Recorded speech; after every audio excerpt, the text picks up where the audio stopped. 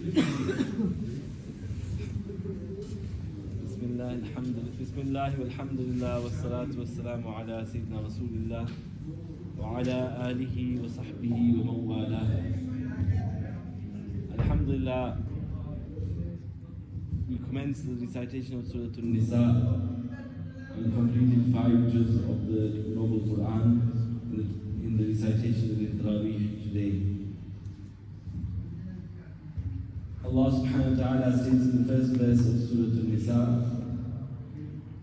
that, O mankind, fear your Lord who created you from one soul, from Sayyidina Adam alayhi salatu wasalam, and created from that soul its spouse, meaning Sayyidatuna Hawa radiallahu anha, and through them spread many men and women.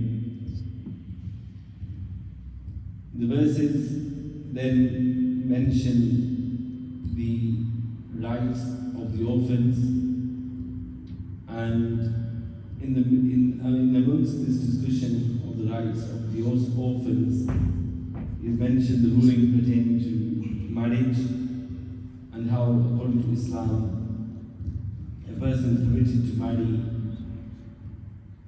2, 3 or 4 wives, but if there is fear of not being married into justice, then to just stick to one wife. And then the verses mention the ruling pertaining to inheritance. Inheritance within Islam, Islamic science is known as Ilm al-Fara'id and also known as Wiratha, and is described as half of all knowledge. Allah subhanahu wa ta'ala in the verses within Surah An-Nisa sets out what would be given specific shares to relatives.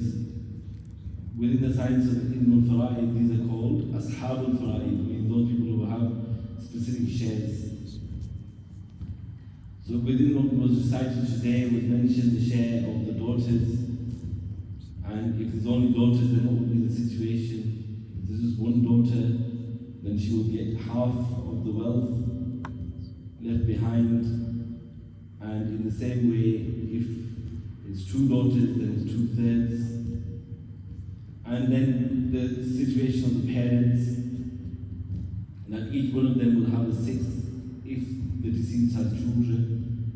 And if he does not have children, if the deceased does not have children and the parents are inheriting, then the mother will get 1/3. And from that is understood that the father will get the rest.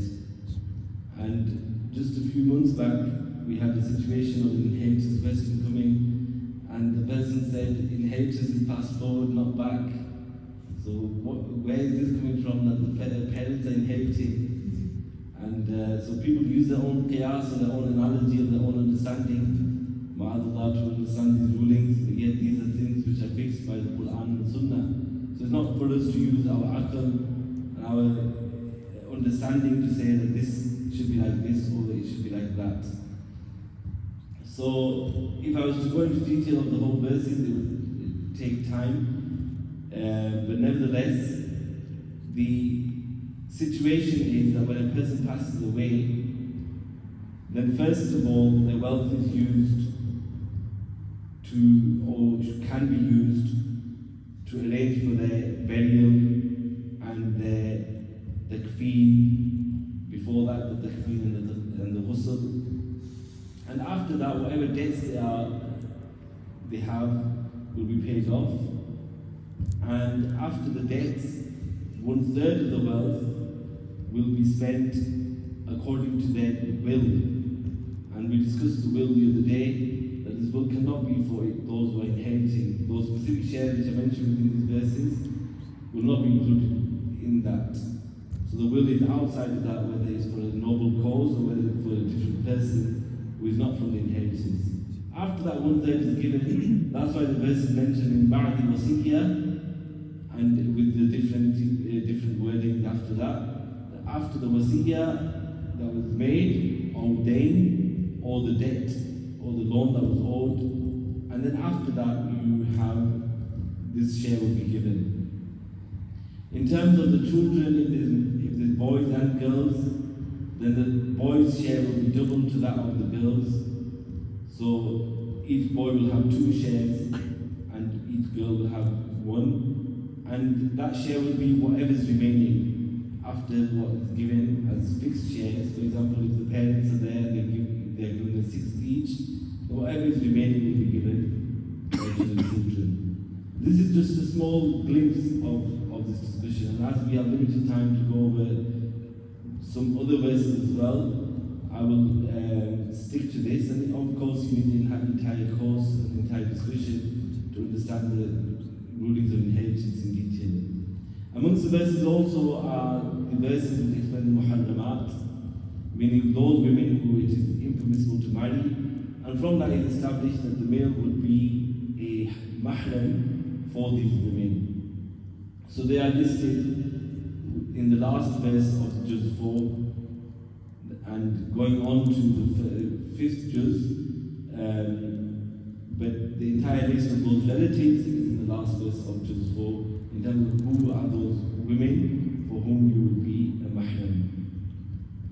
Amongst the verses also, the verses pertaining to and reminding of dealings and how it is not permissible to consume wealth of another through falsehood, except that it be, meaning that it's not based on falsehood, if it is a business transaction that is based upon taradi, both sides being pleased with each other, then that is permissible. And the same way is the verse pertaining to the males having responsibility over the women due to the way Allah subhanahu wa ta'ala has granted blessings to some over others. And this does not mean and does not negate that or make the women's status inferior, but rather it is the way that Allah subhanahu wa ta'ala has created mankind. Otherwise, the verses that are to come in our recitation as well include, and which were recited today include, that those men and women who do good deeds, then for them is Jannah. So a man who does good deeds or a woman who does good deeds, it's not that their reward will be any different. And inshallah ta'ala, as we move ahead with the tafsir, we'll discuss this further. There's also the reminder of avoiding shirk, and how shirk is the worst of sins, and that Allah subhanahu wa ta'ala will forgive. Inna Allah la yaghfir ma yushrak bihi wa yaghfir ma duna dhalika liman yasha. Indeed, Allah will forgive anything besides shirk, meaning anything besides kufr and shirk. But it is important to remember that accusing another of shirk, what is it? What is its what does it imply? If a person describes another person as a mushrik, then he's not only describing it as a kafir, but the worst type of kafir.